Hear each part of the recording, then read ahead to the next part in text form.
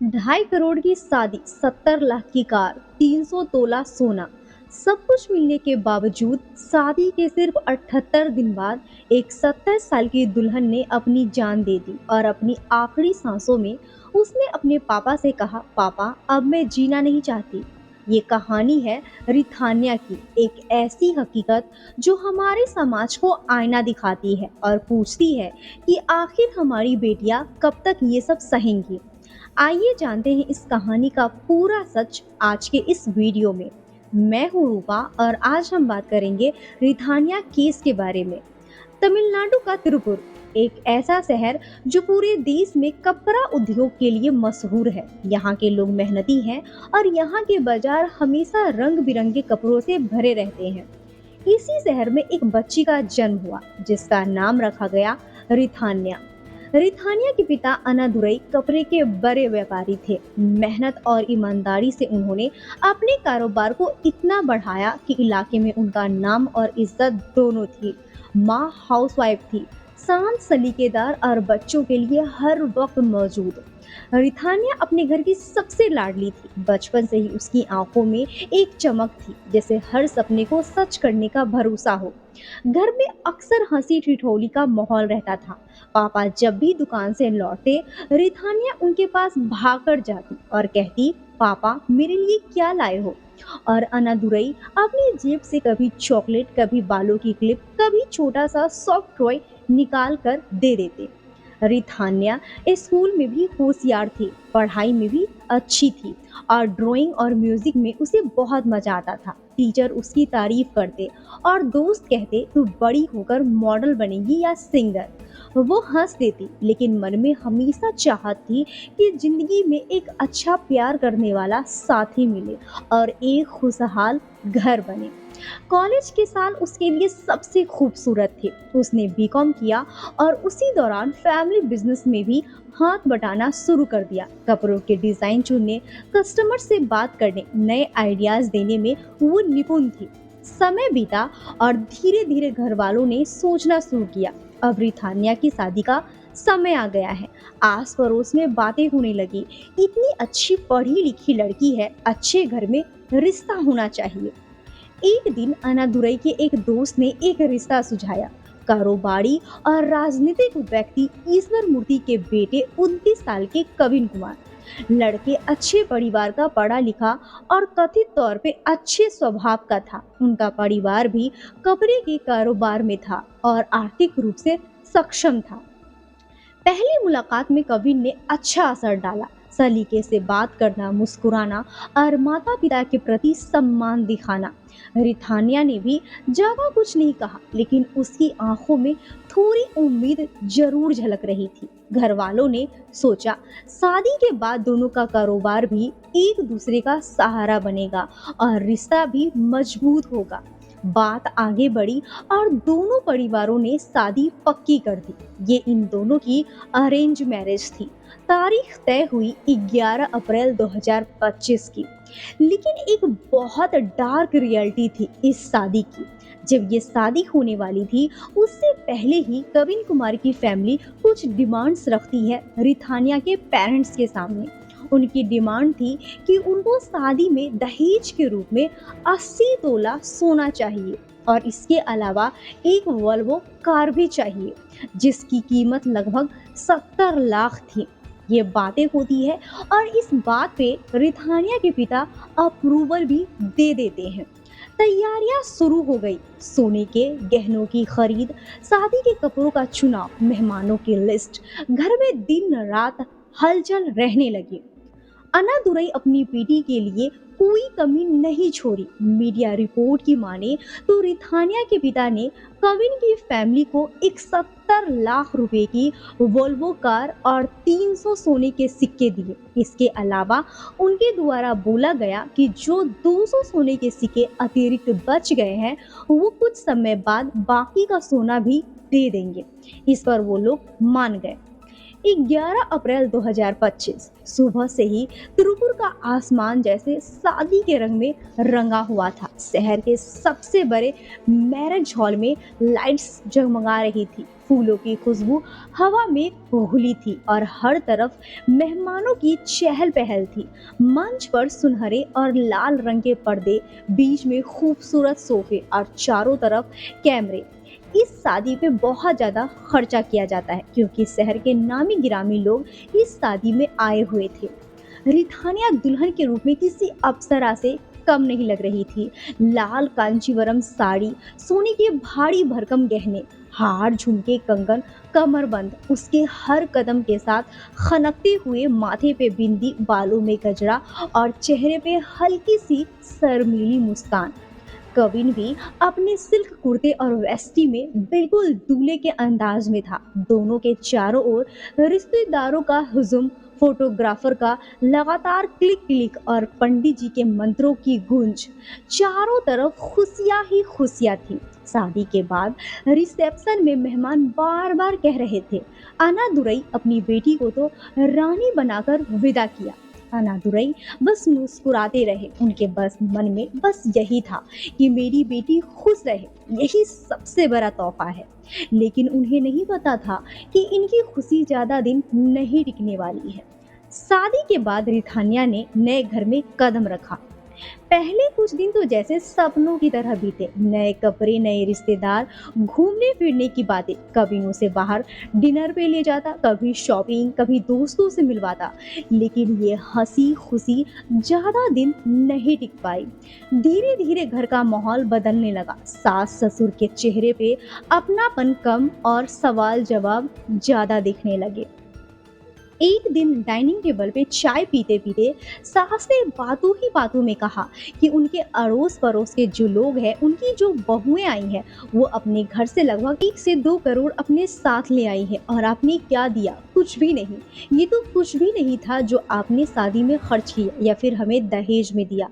हमारी डिमांड्स और भी ज़्यादा है, और अगर आपके पेरेंट्स ये सब कुछ करेंगे तो उनकी ही बेटी खुश रहेंगी। रिथानिया ने हल्की हंसी में टालने की कोशिश की, लेकिन अंदर से उसे चोट लगी। कुछ दिनों बाद कविन भी उसी बात को दोहराने लगा। देखो, मम्मी पापा कह रहे हैं, तुम पापा से कहो 200 सॉवरेन्स और बनवा दे। रिथानिया हैरान रह गई। कविन, पापा ने पहले ही सब कुछ दे दिया है, इतना काफी नहीं है? लेकिन कविन का चेहरा सख्त हो चुका था। तुम्हें समझना चाहिए, ये हमारी फैमिली की इज्जत का सवाल है। दिन बीतते गए और ये ताने अब झगड़ों में बदलने लगे। कभी गहनों की कमी, कभी कार के मॉडल पे ताना, कभी घर के कामों की कमी में इल्जाम लगाना। कविन का गुस्सा अब सिर्फ शब्दों तक नहीं रहा, कई बार उसने हाथ भी उठाया। रिथानिया ने ये सब अपने पिता को बताने की हिम्मत जुटाई। एक रात कमरे का दरवाजा बंद करके उसने वॉइस नोट रिकॉर्ड किया। अपा, they are assaulting me mentally, he is torturing me physically, I can't bear this। उसकी आवाज कांप रही थी, जैसे वो बोलते बोलते रो पड़ी हो। अन्नादुरई ने तुरंत उसे फोन किया, समझाया, बेटी थोड़ा सब्र कर, हम बात करेंगे। लेकिन शायद अब बहुत देर हो चुकी थी। जून का आखिरी हफ्ता, बाहर बारिश का मौसम था, लेकिन रिथानिया के मन में बस तूफान था। हर दिन की एक नया झगड़ा, हर रात आंसू में भीगता था। किया उसे लगने लगा था कि इस घर में उसके लिए कोई जगह नहीं बची। 28 जून 2025 की सुबह तिरुपुर की गलियां हमेशा की तरह कपड़ों के ट्रकों, स्कूटरों और साइकिलों से भरी थी, लेकिन रिथानिया का मन बिल्कुल खाली था। आंखों में सूजन, चेहरा फीका और होठ सूखे हुए। रात भर उसने ठीक से नींद नहीं ली थी। उसने अलमारी से हल्की गुलाबी सलवार कमीज निकाली, बाल बांधे और आईने के सामने खड़ी हुई। एक पल को खुद को देखा, फिर नजरें झुका ली। क्या मैं वही रिथानिया हूँ जो 2 महीने पहले इतनी खुश थी? ये सवाल उसके दिमाग में गूंज रही थी। घर के हॉल में उसके ससुर अखबार पढ़ रहे थे, सास रसोई में थी, कविन अपने फोन में व्यस्त था। उसने धीमी आवाज में कहा, मैं मंदिर जा रही हूँ। कविन ने बिना नजर उठाए बस हाँ कहा और स्क्रीन पे स्क्रॉल करता रहा। रिथानिया बाहर आई, वॉल्वो कार का दरवाजा खोला और ड्राइविंग सीट पे बैठ गई। चाबी घुमाते ही इंजन की गूंज सुनसान सुबह को चीर गई। वो सड़क पे निकल पड़ी, लेकिन उसके हाथ स्टीयरिंग पे ढीले थे, जैसे ड्राइविंग कोई आदत से ज्यादा मजबूरी बन गई हो। अविनाशी त्रिपुर रोड पे पहुंचकर उसने गाड़ी धीमी कर दी। आसपास हरियाली थी, हल्की हवा बह रही थी, लेकिन उसके भीतर सब कुछ थम चुका था। उसने पर्स से एक छोटी सी टीन की डिब्बी निकाली। उसने कुछ सेकंड उस डिब्बी को घूरा, जैसे सोच रही हो कि आखिरी कदम उठाने से पहले क्या वाकई कोई और रास्ता बचा है। लेकिन फिर उसने ढक्कन खोला। एक तेज कसौली गंध ने कार के भीतर की हवा को जहरीला बना दिया। उसका गला जलने लगा, आंखों से पानी आने लगा, सांसें भारी हो गई। उसने कार को किनारे खड़ा कर दिया। सीट पर टिककर उसने अपने पर्स से फोन निकाला और पिता को आखिरी वॉइस नोट भेजा। उसने 7 वॉइस नोट भेजे थे। रिथानिया ने वॉइस नोट में बताया कि कविन और उसके माता पिता ने मेरी शादी उससे करने की साजिश रची थी। मैं उनकी रोजाना की मानसिक यातनाओं को अब नहीं सह पा रही हूँ। मुझे नहीं पता कि इस बारे में मैं किससे बात करूँ। सुनने वाले चाहते हैं कि मैं समझौता कर लूँ। उनका कहना है कि जीवन ऐसे ही चलेगा और वो मेरा दर्द समझ नहीं पा रहे हैं। आपको भी लग रहा होगा कि मैं झूठ बोल रही हूँ, लेकिन ऐसा नहीं है। हर कोई नाटक कर रहा है और मुझे नहीं पता कि मैं चुप क्यों हूँ या मैं इस तरह क्यों बन गई हूँ। लेकिन मैं जीवन भर आप पर बोझ बनकर नहीं रहना चाहती। इस बार मैंने कोई गलती नहीं की। मुझे ये जीवन पसंद नहीं है।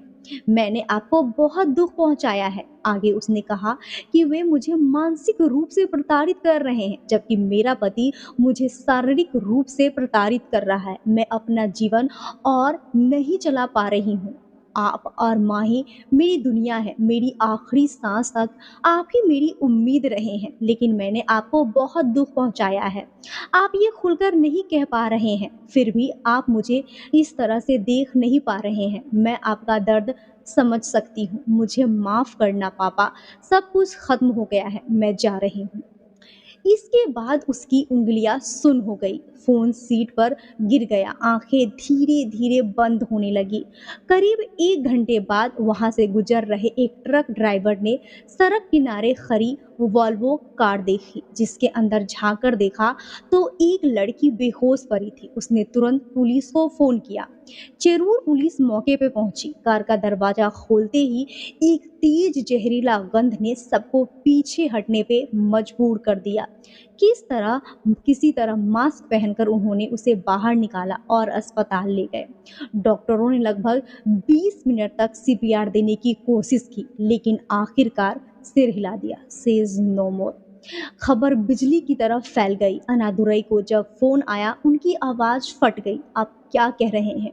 वो तुरंत अस्पताल पहुंचे। बेटी का चेहरा देखकर वहीं बैठ गए। उनकी आंखों में आंसू, लेकिन होठों पे कोई आवाज नहीं। पुलिस ने उसी दिन मामला दर्ज किया। भारतीय न्याय संहिता की धारा 85 क्रूरता और 108 आत्महत्या के लिए उकसाना के तहत कविन और उसके पिता ईश्वर मूर्ति को गिरफ्तार किया गया। बाद में उसकी मां चित्रा देवी भी हिरासत में आई। लेकिन यहीं से कहानी एक और नया मोड़ ले आई। पोस्टमार्टम रिपोर्ट में कोई शारीरिक चोट का जिक्र नहीं था। अदालत ने पुलिस को फटकार लगाई। ये जांच नहीं, बस खाना पूर्ति है। हमें पूरी फॉरेंसिक रिपोर्ट चाहिए।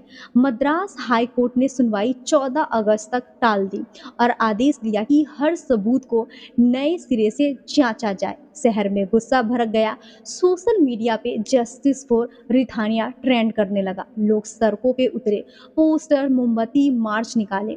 दहेज हत्या बंद करो, रिथानिया को न्याय दो। अनादुरई हर इंटरव्यू में यही कहते हैं, मैंने बेटी को सब कुछ दिया, लेकिन उसकी मुस्कान नहीं बचा पाया। आज भी त्रिपुरा में जब कोई इस तरह से गुजरता है तो लोग फुसफुसाते हैं, यहीं पे वो लड़की अपनी आखिरी सांस ली थी। और ये कहानी याद दिलाती है कि दहेज सिर्फ एक अपराध नहीं, ये इंसानियत की सबसे पुरानी और सबसे खतरनाक बीमारी है। तो आज की कहानी यहीं पे ख़त्म करते हैं। बाकी इस वीडियो पे आप सबकी क्या राय है कमेंट में ज़रूर बताएं और ऐसे ही वीडियो देखने के लिए हमारे चैनल को सब्सक्राइब करें और वीडियो अच्छी लगी हो तो कमेंट में रेड हार्ट ज़रूर ड्रॉप करें। धन्यवाद।